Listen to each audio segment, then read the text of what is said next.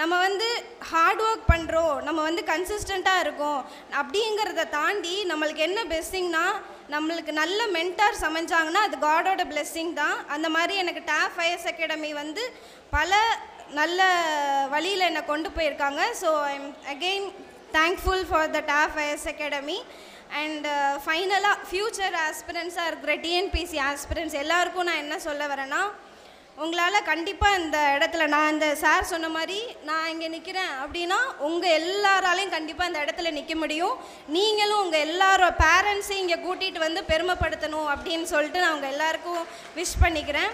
So கன்சிஸ்டண்ட்டாக இருங்க, heart ஒர்க்காக இருங்க. யார் என்ன சொன்னாலும் அதை வந்து காதிலே வாங்கிக்காதீங்க. இன்று தலை குனிந்து படிப்பது நாளை தலை நிமிர்ந்து நதற்பதற்கே அப்படிங்கிறது எங்கள் அம்மாவோட வரிகள். அதை வந்து இன்றைக்கி நான் வந்து ப்ரூவ் பண்ணியிருக்கேன். So believe, prepare and achieve your goal. Thank you.